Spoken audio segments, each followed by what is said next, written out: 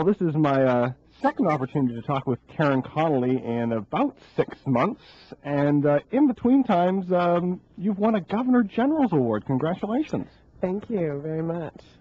I guess I should ask the obligatory question. How does it feel to win a GG? You know, that is the obligatory question. It's so strange. I didn't think that it would be. It feels, well, in fact, right now it feels exhausting, but it's wonderful. It's been wonderful. A great astonishment to me, of course, but it's great.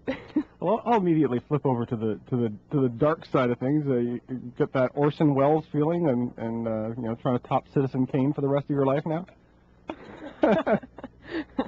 Well, you know, it's, well, is there an obligation on top of, you know, that comes with the award, that kind of weight? Yeah, of course. You know, now all of a sudden, you know, 3 days ago I was like a struggling young writer eking an existence out in Fredericton, of all places, where I've been working at UNB as the writer in residence. But now all of a sudden I'm a real writer. I have some credibility, and I mean that's a media thing, you know. That's something. That's just the difference between being, you know, unknown or relatively unknown and more known. But in fact, I'm exactly the same, only more tired than I was 3 days ago. And of course, people will be waiting, I would suppose, to see what I do next. Any writer or any artist is alone in their room or their office or wherever they work and just battling out their next work. And so I'm completely aware that all of this fun stuff is just that. Like it's not this has actually nothing to do with being a writer at all. This has to do with selling books, you know, and getting people to know about my work, which is very, very important. You know, that's a really big part of it, because I'd love for people to read my work. And so now, a moment ago you said something about it being a different person, and Touch the Dragon, a Thai journal, which is the book that you won the GG for. Do you look back at that? It was written when you were, what, 17? Yeah, when I was 17 and 18, when I lived in Thailand. And do you look back at that person and wonder who she was? Of course I do. I think that we all do that. You know, we look back at ourselves 5 or 10 or 15 years ago at very different times in our lives, because we're changing constantly. And, you know, we say, oh my God, you know, who was that person? And certainly, even when I read Touch the Dragon now, even when a year and a half ago I was doing the final proofs and going through the book again, I was just astonished by that Karen, you know, that very young woman, quite passionate, but very young, you know, 17, I forget sometimes how young that actually is.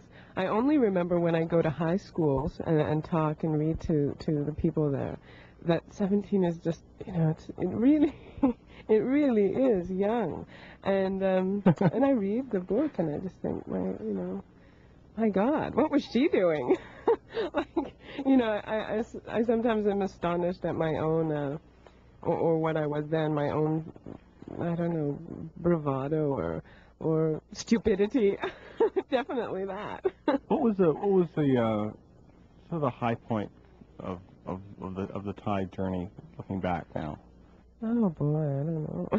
I mean, there are so many. That's what's difficult about even speaking of it, because there were so many moments like that, and some of them were very ordinary. I mean, there was a place on Yantrakikrasal Road that I used to walk down, and there were huge teak trees at the end of the street, and every time there would be every day there would be a certain light at a certain time in the afternoon, because of course in the east the sun, when it goes down really, really quickly, and it's big and red. It's really incredible. It's just it's like this big giant fruit slipping down through the sky, and it can be very, very deep red or deep orange.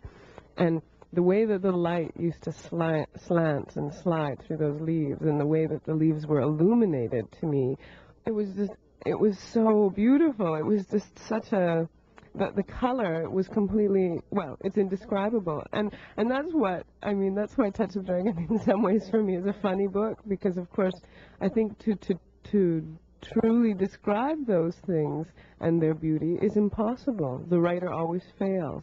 And so in many ways it was always a struggle for me as a very, very young writer then to somehow get through the experience to the bones of the I don't know, to the bones of the thing, to get as deep as possible as I could.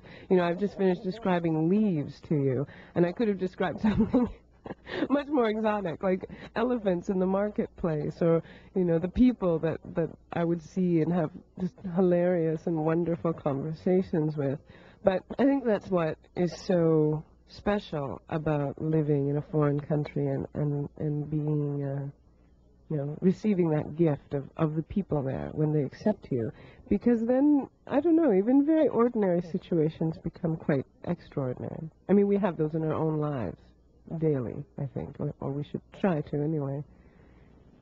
Well, it's an extraordinary book. It's Touch the Dragon, a Thai journal, and it just won the Governor General's Award, and I've been speaking with its author, and I think a force to be reckoned with for quite a while yet. This is her first non-fiction book, her first long work after 2 books of poetry, Touch the Dragon, a Thai journal.